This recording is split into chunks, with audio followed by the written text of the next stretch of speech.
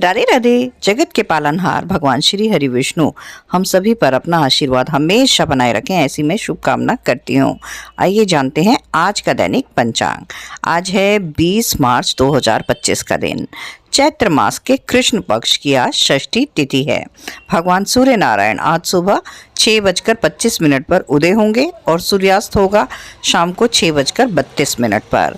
चंद्रोदय होगा अगली सुबह 12:07 पर और चंद्रास्त होगा सुबह 9:30 पर।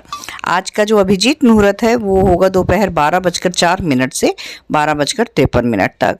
तो अभिजीत मुहूर्त जो कि अपने आप में एक सिद्ध और अबूझ मुहूर्त होता है, तो इस समय हम अपनी कोई भी पूजा पाठ, अफर्मेशंस या जब कभी कोई मुहूर्त ना मिल रहा हो तो हम बिना किसी से पूछे इस समय में अपना कोई भी कार्य कर सकते हैं। आज का जो राहु काल है वो है दोपहर 1:59 से 3:30 तक रहेगा।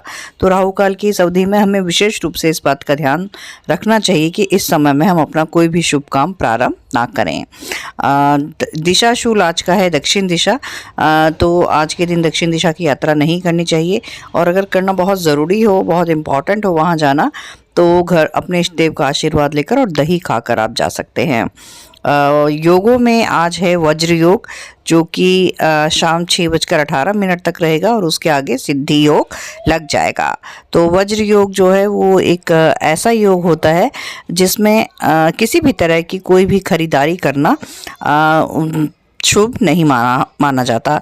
इस समय में की गई खरीदारी से नुकसान ही होने की आशंका रहती है।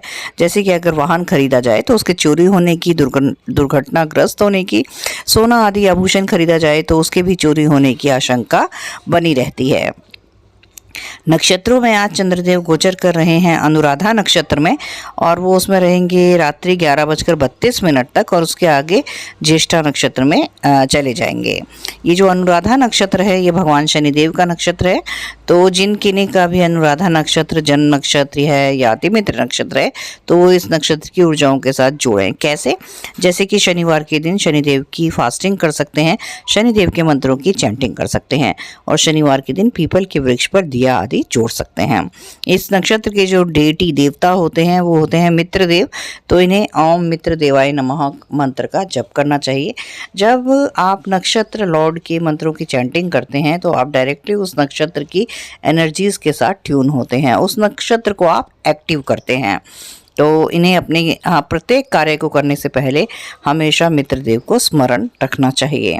इनका जो सिंबल होता है वो होता है ट्रिम्फल आर्चवे और इस नक्षत्र का जो एनिमल सिंबल होता है वो होती है फीमेल डियर। तो फीमेल डियर का कोई भी एंटीक पीस या स्टैचू पेंटिंग फॉर्म में ये अपने आसपास रख सकते हैं। इनका जो बर्ड सिंबल होता है वो होता है पीकॉक। तो मोरपंख को इन्हें हमेशा अपने आसपास रखना चाहिए। इस नक्षत्र का जो ट्री होता है वो होता है बकुल का पेड़ और नाग केसर का पेड़। तो इन्हें इन वृक्षों को आज के दिन लगाना चाहिए, उसे जल देना चाहिए, नर्चर करना चाहिए, बढ़ते हुए देखना चाहिए, उसके सानिध्य में अपना कुछ समय बिताना चाहिए। तो इस तरह से जब आप नक्षत्र की ऊर्जाओं को अपने जीवन में प्रयोग करते हैं, उनके साथ जुड़ते हैं, तो आप नक्षत्र की एनर्जीज के साथ जुड़ते हैं और अपने नक्षत्र का पूर्ण फल प्राप्त करते हैं। तो इस तरह से इस जानकारी को अपने जीवन में प्रयोग कर अपने कार्यों का निर्धारण कर आप अपने जीवन को सुख सौभाग्य समृद्धि से भर सकते हैं। आप सभी का कुशल हो, मंगल हो, ऐसी मैं कामना करती हूँ। Thank you. राधे राधे।